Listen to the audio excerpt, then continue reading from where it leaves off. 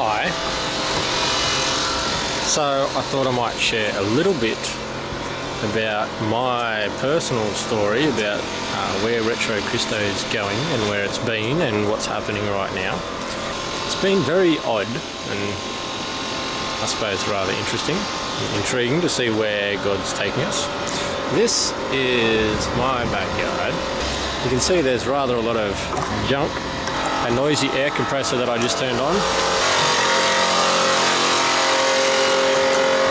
Yeah. I don't remember what I was doing yesterday, but God kind of told me that I should make a little video about my side of life with Retro Christo, with my family, with my cars, with my health, with all of this stuff that you've probably heard a little about and are probably going to hear more about, especially if you read my wife's blog on littlnashes.com. God told me very specifically at the end of last year, beginning of this year, that I should stop working and that I should trust him with my finances, with the family, just let him lead me despite all of the trials that would come along. So I've been trying to do that. Yeah, that required a lot of rest. God gave me glandular fever and a pinched nerve in my spine, which meant that I was very, very tired. Along with glandular fever comes fatigue and can turn into chronic fatigue. But I think that God has kind of healed me of that. I've been doing rather long days recently and without too much trouble, which is quite amazing. My pinched nerve, I did get a very negative diagnosis from doctors about hopes for the future, suggesting that I'd be looking at surgery and I need to get out of my current job and not work at all ever again, basically. So that was a bit of a confirmation from the things that God had told me in the Bible and through prophecy and just in my personal time with him. It's kind of turned that all on its head. He very specifically told me not to work in either of the two jobs that I had. So you probably already know that I'm a mechanic and a forklift driver, and I used to be a bit of a Mr. Fix-It at a warehouse, just do all the odd jobs here, there and everywhere. But in the last maybe 3 weeks, God said, get up and fix cars. And I said, huh? And he said, get up and do it. I questioned him about that a lot because up until about 3 weeks ago, he was very, very stern on not working. Every time I did something, it's just, I felt totally wrong about it and I'd get injured and this kind of thing would just continue on. But now it's been a big turnaround. So anyways, what God told me to do is I had a mate's car sitting in my backyard that he asked me to strip down a long time ago, and he was going to come and help me do it a little bit here and there or whatever, and we just never really got around to it. God told me, go ahead, cut the thing in half and deal with it. I'm like, okay. So there's half of it. It's on a trailer and it's cut in half, and the other half is over there. God said do it. I said give me the health. I had no issues the whole way through that. I pulled the whole thing apart and it was great. And I did a deal with my buddy that if I fixed his motorbike, then I could have the manual gearbox and the transfer from an auto to a manual, the whole kit for that. For my car, which is a little Liberty, and the only thing I had to buy was a tail shaft, which was pretty cool. Everything else was just a straight changeover. So there's my little car, and it was an auto and is now manual, which I did the same week I cut that compressor apart, and I had no idea if it would work, but it did. All the wiring was fine. I managed to figure all that out. It's pretty cool. Apparently no one on the internet has done that before. I couldn't find any information to help me out with that, so I just had to figure it out. Yay for me. Another thing that God told me to do was get my engines off the floor. I had in my shed here, sitting right about here, I had a 6-cylinder engine with the gearbox attached, taking up a lot of floor space.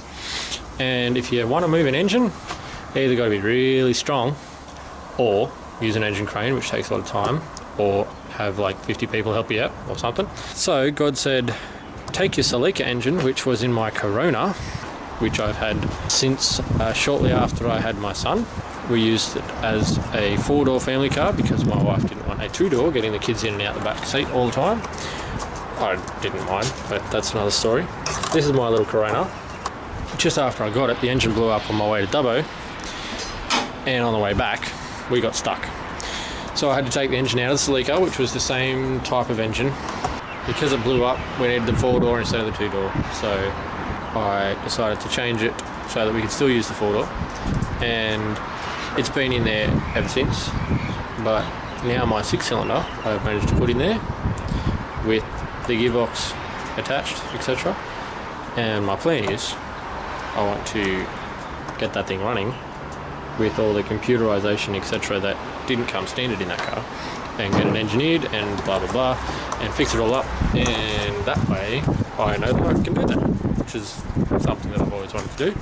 Turn a carby car into a fuel injected car, preferably without any assistance from some know-it-all, someone that's been trained in the whole thing. So this is my Celica, which now, since this week, has its original engine back in there again. It's been about almost 3 years, I think, since it's been engineless. Crazy. Very exciting. I started up for the first time maybe two days ago, and I was very excited about that. As you can see, it's a very fun car. Just look at it, it's gorgeous. Look, see, very pretty, very pretty. Love it. And I did want to put some fancy engine in there, but I had this one, and if I put the 6-cylinder in the Corona, that one would have to sit on the floor, but this had an empty engine bay. Whack it in there, don't have to carry it. So now I have 2 cars that roll at least, 1 car that drives, being the Celica. You probably saw in the background there, my sister Bar's car. That's next in the lineup for full restoration style, get it on the road again. We were going to do all the paint, all the etc., get it all fully fancied up. Wow, my face is so red just here. You know why that is? Cool blocks. Yeah, we decided against that because Bar's so keen to drive it. We're just going to make it roadworthy, and she'll drive it, and then we'll continue to work on it as time goes on. So you can see here, we did end up getting the engine in there. It was a little bit of a mission. Second engine that's been in there, but we got it right and we got it started. Yes! Now we just have to work out a few little wiring issues, fix up a few little things like this, which you may not be able to see, but just there's some no paint, and we've got to work on some brakes, etc, etc. That's the next one on the list. I guess why I'm sharing all of this is because, I'll share one other thing first. That fancy little grey car over there is Stager, which was our previous family car after the Corona and before the Liberty.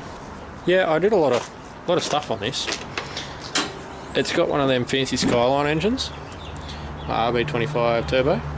I had to deal with an overheating issue, and at the time I was working as a mechanic, got some cheap parts, did a whole, it didn't need a head gasket doing, but I figured I'm going to change a radiator, I may as well change all the other things involved in the cooling system. So I changed the water pump, I changed the radiator to like a dual core alloy aluminium thing, and water pump, timing belt, seals, got the head serviced, which was all good, they said, but they did what they needed to do to it to make it spot on. Bunch of hoses, new coolant, blah blah blah, all that stuff. Solved the problem, it's great. No more overheating.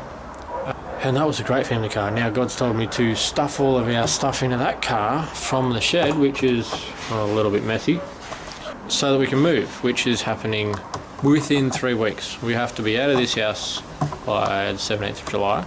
That means the shed has to be cleared out too. Now, I don't spend a lot of time in this shed, although I would like to, because I have 3 kids and a wife that apparently love me.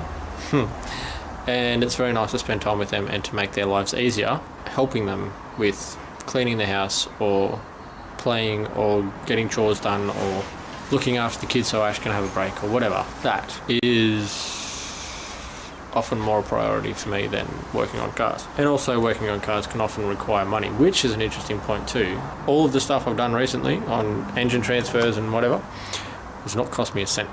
It's only cost me time. And the whole time I've been doing it, the things I've been capable of doing without any nerve pain has been remarkable. Normally, if I did any heavy lifting, these three fingers, my thumb, index and pointer or whatever those ones, they would all get very, very electrocution style zappy and pins and needly and stuff. But that never happened. Not once, which is amazing. I'd call it a miracle from God, because he told me to go ahead and do engine transfers and load up the cars with stuff and get them all as fixed up as I can fix them up. And so I did it, and I had no hassles, which has just been amazing. I only have one car left to do, which is the Burgundy Beast, or you could call it the Corona. It's been really amazing that God can do such a big change in my physical life while getting me to do things that I love, like working on cars. And simply just the fact that after telling me to rest for so long, he just said, get up and do it now. Like, okay, I better do what you told me to. I suppose you could ask me how I knew that he wanted me to do it.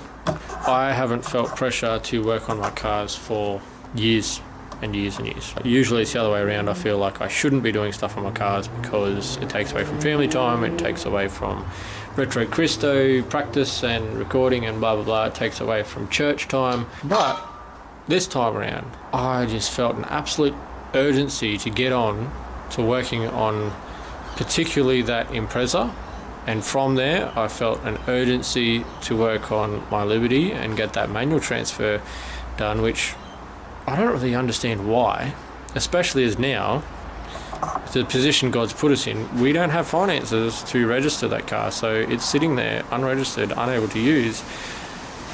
I don't understand why he has pushed me that way, but that's where we're at. Then, after I finished that job, got it all sorted, including fixing an issue that I'd had with that car for a long time. It'd be really jerky sometimes on the throttle for no particular reason. Once I transferred it to manual, I discovered it very rough between gear changes, because you back off the throttle and go back on the throttle, and it would go BAM when your foot got to a certain level on the throttle. Before that, it was totally unresponsive. Figured out it was the throttle position sensor, and I swapped that over, and I had a second-hand one here from the first engine that I put in that Liberty when I first bought it. I bought it cheap. God kind of just laid it in my lap. It was a perfect time. We needed another car. The other one was going around rego. We didn't particularly want to register it again because we weren't sure if we would have a use for it. And so I brought it home, put a new engine in it. That's another story of its own. Had some spares, so I got the sensor off the old spares and put it on my car and it fixed it. It's great stuff.